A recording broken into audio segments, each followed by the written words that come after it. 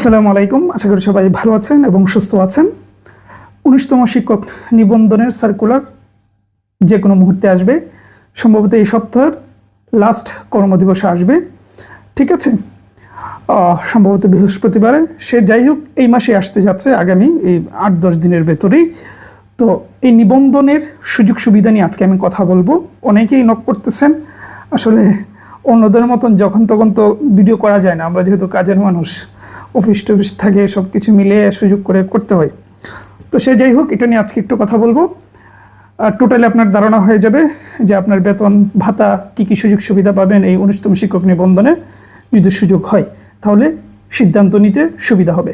তবে নিবন্ধন নিয়ে শুরুতে একটা কথা বলে দিচ্ছি। অনেকে আমাকে গালাগালি করতে পারেন, অনেকে বাজে কমেন্ট করতে পারেন। তারপর প্র্যাকটিক্যাল একটু কথা বলি। সেটা হচ্ছে নিবন্ধন মানে কোনো উৎকৃষ্ট জব নয় এবং সর্বোত্তম কোনো সিদ্ধান্ত নয়।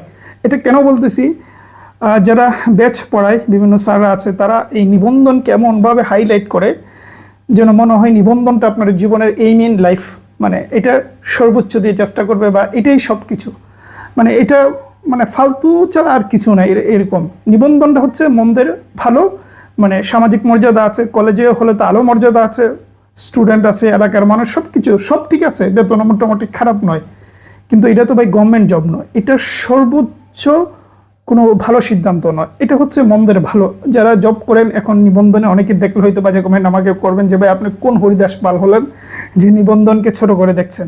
আমি মোটেও ছোট করে দেখছি না। আপনি যদি গভর্নমেন্টের অন্যান্য এই যে কলেজ যদি বলেন নবম গ্রেড, আপনি অন্যান্য যদি গভর্নমেন্টের যে জবগুলো আছে ওগুলোর দিকে তাকান, এই গ্রেডের মানে আকাশ আর পাতালের পার্থক্য, যেরকম হোক ওই রকম।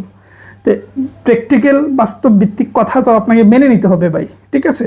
নিবন্ধনটা হলো মন্দের ভালো, কিন্তু মন্দের ভালো মানে এই তো নয় যে সব কিছু মন্দ, অবশ্যই ভালো, কিন্তু এটা যেন মানে একমাত্র টার্গেট না হয়।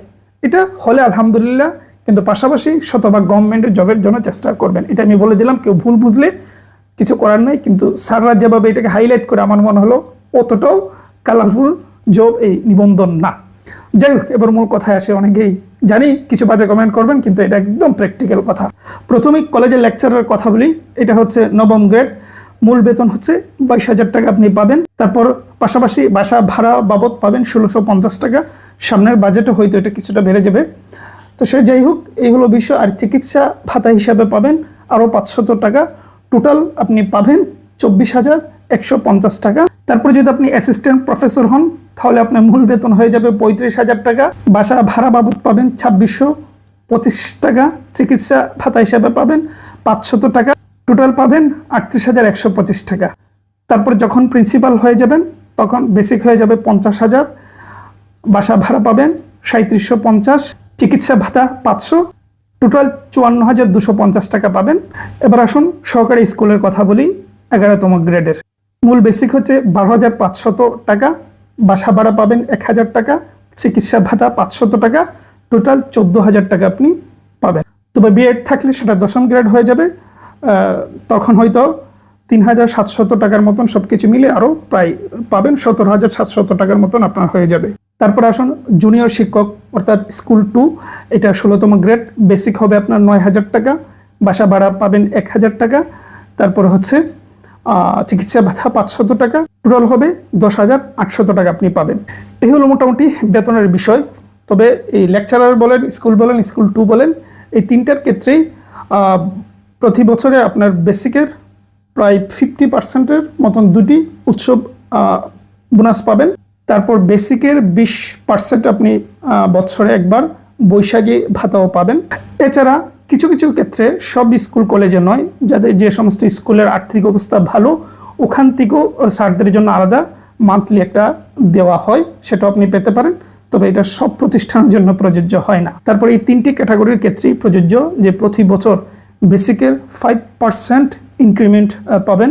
তারপর শেষ বয়সে এককালীন অর্থের জন্য আপনার বেতন থেকে কিছু কেটে কেটেও রেখে দেওয়া হবে। একজন এমপিওভুক্ত শিক্ষক মানে 2 রকমের এককালীন টাকা পাবেন। একটি হচ্ছে গ্র্যাচুইটি আর অন্যটি হচ্ছে কল্যাণ ট্রাস্টের। এই হলো মোটামুটি আপনি নিবন্ধনে ইন করলে এই সুবিধাগুলো পাবেন। সুতরাং আমার মনে হয় এই দ্রব্যমূল্যের বাজারে এই নিবন্ধনের মতন একটা জবও কিন্তু আমার মানে অনেক কিছু, আমার শুরুর কথা কেউ ভুল বুঝবেন না, আমি প্র্যাকটিক্যালি কথাগুলো বললাম, কিন্তু নিবন্ধনও অনেক বলতে অনেক এই সময়ে একটা জব মানে সোনার হরিণ যে কারোর জন্যই। সুতরাং এই যে সুবিধাগুলোর কথা বললাম ওগুলো কম না, বাস্তব প্র্যাকটিক্যালি অনেক বলতে অনেক। সুতরাং চেষ্টা করা উচিত। তবে যেটা আমি শুরুতে বললাম বাস্তব ভিত্তিক বিষয়টা মাথায় যেন থাকে সেটাই। এগুলো মোটামুটি বিষয় আর কি। ভালো থাকবেন, সুস্থ থাকবেন।